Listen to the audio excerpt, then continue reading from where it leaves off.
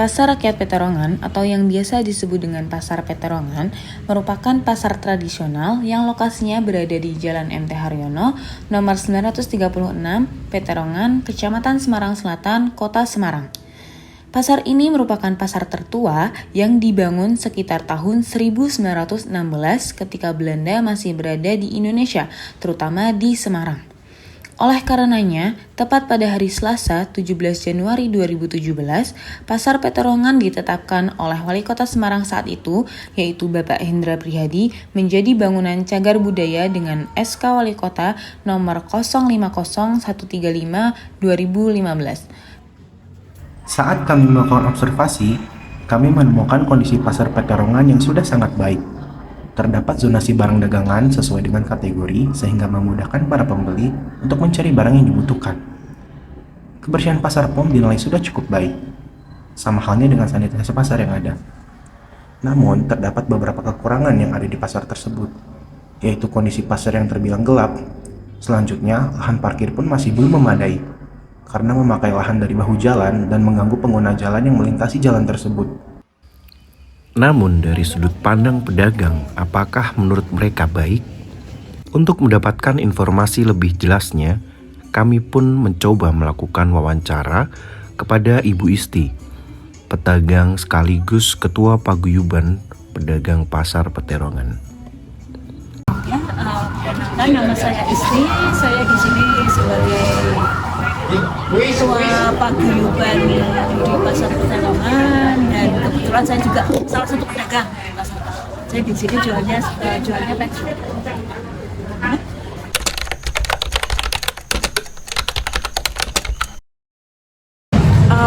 Kalau dilihatnya dari komperannya pasar yang lain, jadi di Pasar Peterongan ini termasuknya pasarnya bagus, pasarnya bersih, pasarnya sudah rapi, sudah tertata.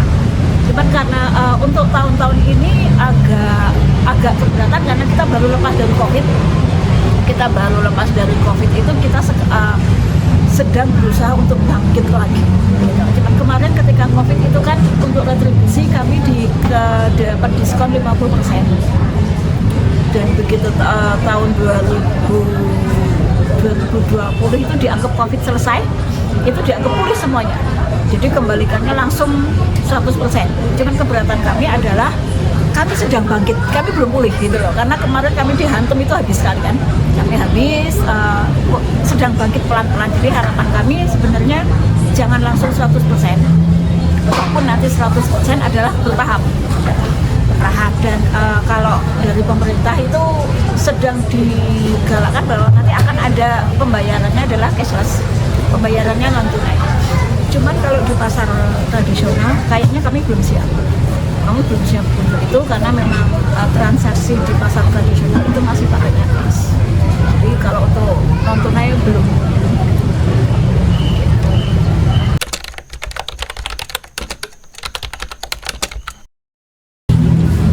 Keluhannya paling ya hanya itu, untuk retribusi itu mewakili kebanyakan pedagang. Dan kalau untuk keseluruhan terutama di Pasar Peterongan itu memang ada beberapa hal yang kami intens untuk dipenuhi oleh pemerintah. Itu salah satunya adalah bahwa saya pikir kendala di pasar tradisional umum itu bahwa banyak pedagang yang jualannya keluar. Itu pun terjadi di Pasar Peterongan. Para pedagang yang punya los di dalam itu mereka berjualan di belakang. Jadi di sepanjang jalan Peterongan Raya itu penuh pedagang yang sebenarnya mereka punya los di dalam. Cuman mereka tidak mau menempati, mereka memilih untuk berjualan di jalan dan berpikirnya adalah lebih gampang. Dan di sini saya melihat adanya ketidaktegasan pemerintah untuk menertibkan pedagang. Tapi saya juga paham bahwa kondisi di Pasar Peterongan ini sebenarnya kan kami ada 3 bagian. Jadi di sini adalah pasar induk yang namanya pasar BCB, kemudian ada sub lagi yang namanya pasar impres, itu berdirinya di atas kanal. Itu lorong itu sepanjang itu di atas kanal, kemudian ada pasar koplak juga berdiri di atas kanal. Pedagang yang keluar itu kebanyakan mereka yang memiliki los di pasar impres dan pasar koplak.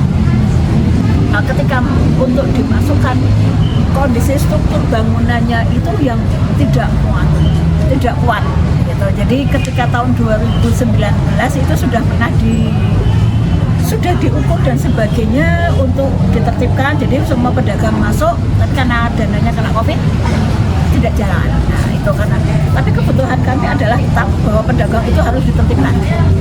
Jadi pedagang yang punya los di dalam itu mereka tetap harus berjualan di dalam, karena itu jelas itu menimbulkan kesembuhan sosial bagi kami. Karena dengan adanya pedagang yang jualan di luar, pembelinya kan bisa drive-thru, Mbak.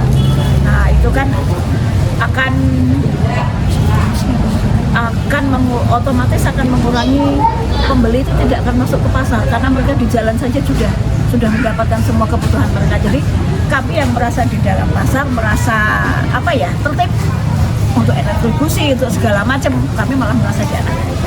Gitu.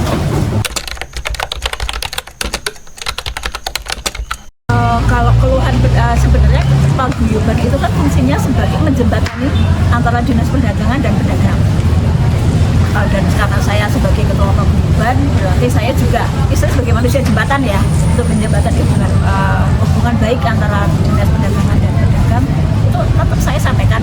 Jadi kalau untuk keperluan retribusi dan sebagainya kami sampaikan ke dinas. Kami juga sering ada sosialisasi dari anggota dewan.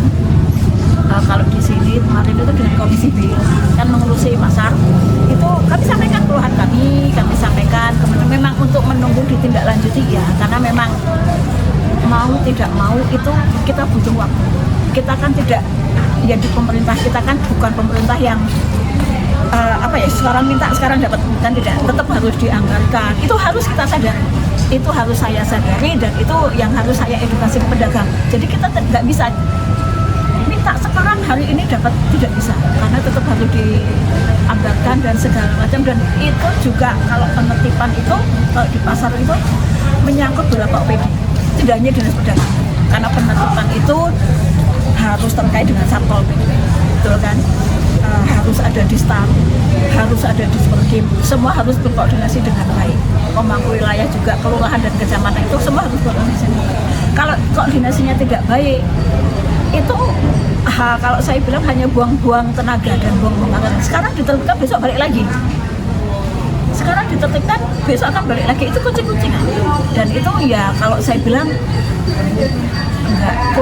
kurang kena ya di masyarakat ya. Karena sebenarnya pedagang itu tidak perlu digalai kok. Kami hanya perlu ditegasi. Mana yang boleh kami lakukan, mana yang tidak boleh kami lakukan. Tapi itu tetap kami harus dikawal, karena urusannya kalau pedagang itu kan kami mencari nafkah. Jadi kalau untuk seperti itu kami hanya perlu dikawal, ditegasi, enggak, tapi terus-menerus, dan kami perlu diedukasi. Jadi jangan digalai tapi habis itu dilepas. Gitu. Dan untuk pemerintah ini kalau saya bilang, kami pedagang itu sekarang sedang kayak dianakdirkan dengan UMKM. Pemerintah sekarang sudah mengenjot UMKM, bantuan UMKM itu banyak sekali, sementara kami pedagang itu kami tidak. Itu saja sih.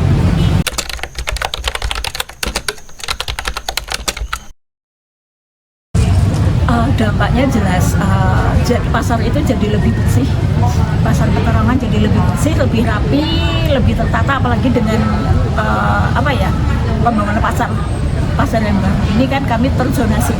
Dari dulu mungkin jualan baju itu bisa jadi satu sama jualan tempe, sekarang beda karena sudah terzonasi. Jadi untuk konveksi sendiri, sembako sendiri seperti yang jenengan lihat tadi, itu kami sudah merasa tertata.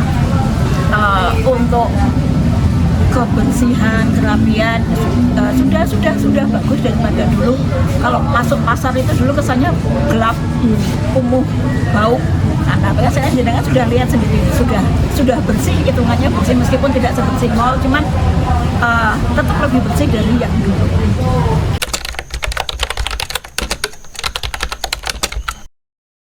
Beda. Jadi kalau rame itu kalau saya bilang itu paling kayak mitos ya, pasar kalau habis dibangun malah sepi. Sebenarnya kalau dari kacamata saya adalah sepi dan tidaknya itu memang dari pengawasan itu. Pasar itu akan selalu sepi ketika ada pedagang yang jualannya di luar. Jadi kalau pedagang itu yang tidak ada jualan di luar semuanya masuk ke dalam, pasti akan ramai karena pembelinya masuk ke dalam pasar semua. Tuh, dan sepi itu juga tidak banyak faktor. Sekarang online kan begitu, online juga banyak. Terus kemudian saya merujuk dari pasar di Semarang itu ada 52 pasar di satu kota Semarang. Cuman kayak Indomaret, Alfamart itu sekarang sudah 500 itu kan bedanya banyak sekali. Dan betul bahwa Indomaret dan Alfamart itu mematikan warung tetangga, ya kan? Slogannya begitu, bahasa sitirnya begitu. Indomaret dan Alfamart itu mematikan warung tetangga. Cuman warung tetangga itu kan kelolaannya di pasar, otomatis akan mengurangi juga kan. Nah, sambungannya begitu. Kalau sepi tidak bisa hanya paksa dibangun, rapi juga banyak. Asal kitanya tertib, kitanya disiplin, kitanya mau sama-sama maju, nggak hanya mikir yang penting saya jualan saya saja. Kalau saya sih begitu.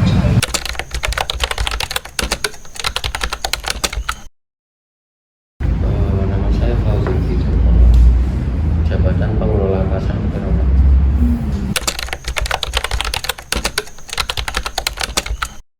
Kalau sini tidak menyewa, tapi hak pakai. Hak pakai namanya itu ada SIPTD. Nah, seperti surat ini surat izin memakai kepada saya.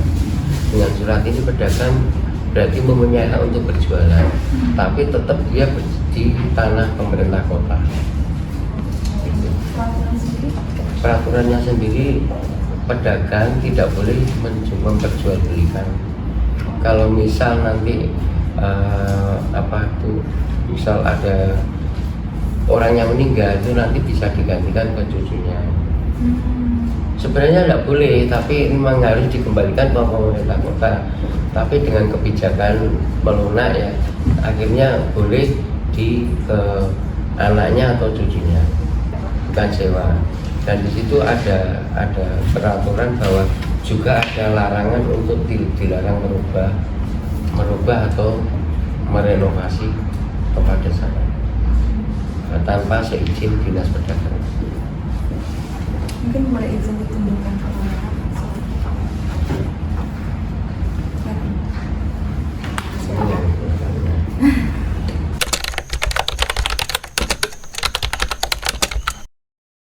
Kalau untuk iuran itu dikelola oleh PPJP, Paguyuban Pedagang dan Jasa Pasar dan Keamanan. Kalau kami sendiri tidak mengelola masalah uang itu. Saya hanya menarik retribusi lewat pakai empos. biaya itu sendiri tapi untuk apa Pak? Untuk listrik atau untuk? Listrik sudah ada sendiri, listrik pulsa. Jadi pedagang sudah mempunyai pulsa sendiri. Jadi kalau pulsanya habis, dia beli sendiri.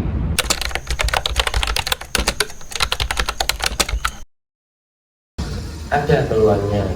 Misal ada penataan tentang pedagang yang terlalu menjorok ke depan, penataan dagangannya tidak sesuai. Padahal pedagang kan tidak boleh mengeluarkan dagangan, itu tidak boleh. Dengan kebijakan kami boleh, tapi jangan terlalu lebar.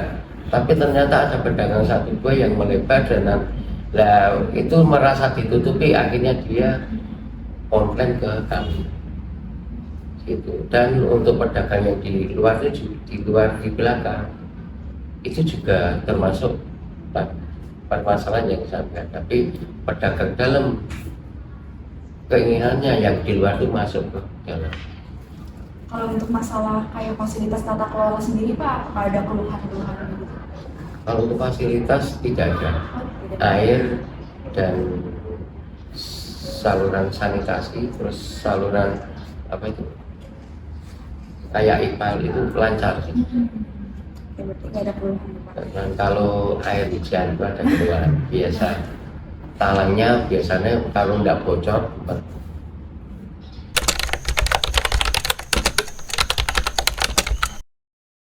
ya laporan pedagang kami terima. Terus saya koordinasi dengan bidang pengawasan ketertiban di dinas perdagangan. Terus kami baru terjun ke lapangan didampingi oleh pengawas bidang keamanan ketertiban di dinas perdagangan.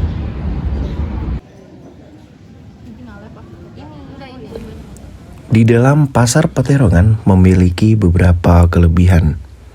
Kelebihan yang pertama, pembayaran retribusi sudah semakin baik dan canggih karena memanfaatkan internet, yaitu dengan e-retribusi sehingga dapat mencegah adanya pungutan liar. Kemudian yang kedua, fasilitas di pasar Peterongan mulai dari sanitasi, pembuangan sampah maupun listrik sudah terbilang cukup baik. Para pedagang pun tidak memiliki keluhan atas permasalahan tersebut.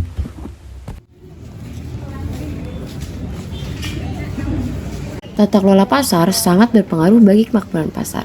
Fasilitas yang bagus dan kebersihan yang terjaga akan membuat nyaman penjual juga pembeli. Jika pembeli nyaman, otomatis pembeli akan lebih sering untuk berbelanja di pasar tersebut. Namun, sebaik apapun tata kelola pasar, jika penjual dan pembeli masih belum tertib, tata kelola yang baik tersebut tidak berarti apa-apa. Maka dari itu, perlu adanya perhatian khusus dari pemerintah untuk menertibkan pedagang-pedagang yang masih berjualan di luar pasar. Karena selama pedagang-pedagang tadi belum ditertibkan dan ditindaklanjuti, pedagang pasar akan terus merasakan berkurangnya pelanggan. Orang-orang memilih untuk membeli keperluannya di luar pasar karena dianggap lebih praktis dan tidak perlu membayar parkir.